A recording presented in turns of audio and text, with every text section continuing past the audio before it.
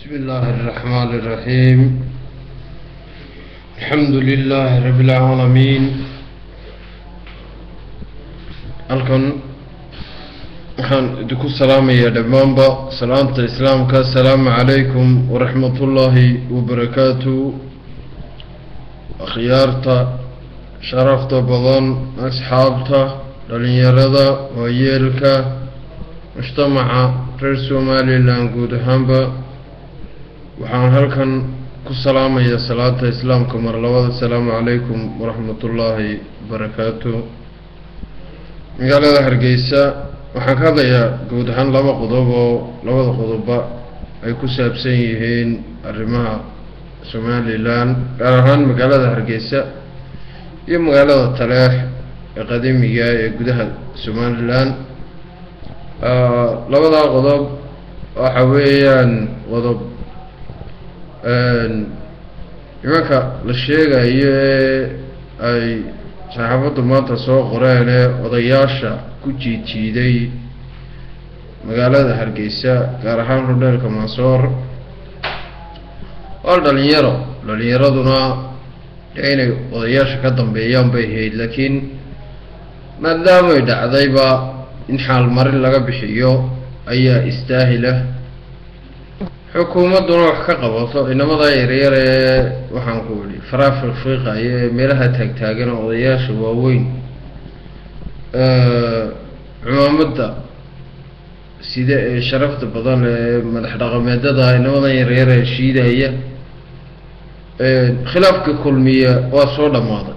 khilaafka kulmiya waqti buu taagnaa, waqtigiisina uu dhammaaday. waxaana markhaatiyo maraka ah Muuse Biixi Cabdi waxa uu saxaafadda iyo golihii guurteedaba u caddeeyey in uu diyaar u yahay lana shaqayn doono xukuumadda iyo xisbigaba haddii uu dood ka qabo. dee markiiba Muuse Biixi dee uu ka hadli lahaa, laakiin Muuse Biixi wuu qaatay oo go-aankaas uu dhameeyey. waxbana kama qabo buu yidhi, hase yeeshee dacariba qadhaadh leh haddii Muuse Biixi uu idhaa isku qabtay maanta, wuxuu idhaa isugu qabtay waa shacabkiisa, waddankiisa, dadkiisa iyo xisbigaba inaanu burburin. guul ayay u tahay Muuse Biixi, taariikhdaanay u gashay. laakiin taariikhda waxaa Muuse Biixi u galay in inama yaryari ay xagxagtaan oo la fool xumeeyo oo ceeb loo marayo oo la yidhaa Muuse maanta yani qaatay gobonnimada ballaaran. haddana in inama yaryaroo sharafta iyo sumcadda iyo heshiiskii burburinaya ay odayaal ku qabqabsadaan magaalada Hargeysa bartankeeda. wax maaha shacabkii ku taageerayay iyo dadka iyo intii wanaagga Somaliland jeclaydba ay soo dhaweynayaan maaha.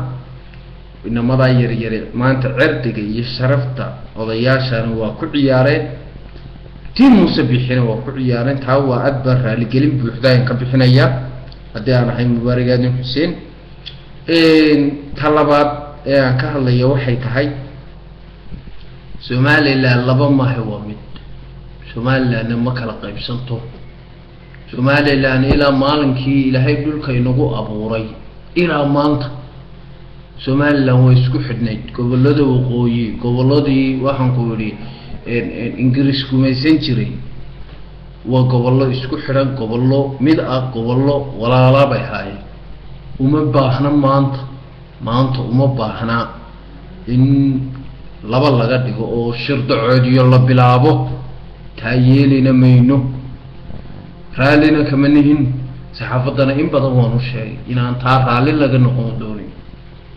waxaan leeyahay Cali Khaliif iyo nimanka uu wato ee Muqdisho ka soo duulay ha joojiyaan waxay wadaan, ha la joojiyo. haddii la joojin waayo waxa iman doonta in hooyo hoostay geli ay dhacdo.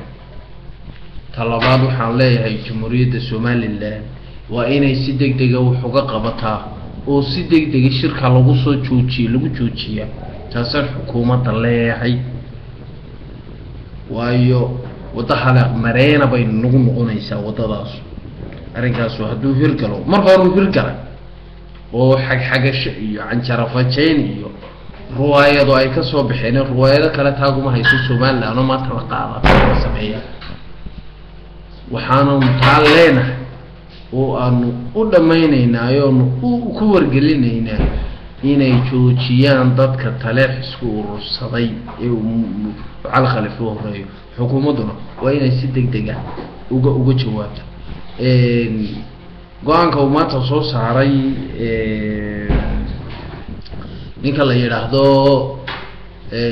foodaadan cadde waa go'aan dhiirashadiisa mudan oo waa in go'aanka la qaato xukuumaddu qaadata isaguna waa inuu si degdeg ah dawladda ugu booriyaa inay go'aanka ka dhabayso. السلام عليكم ورحمة الله وبركاته.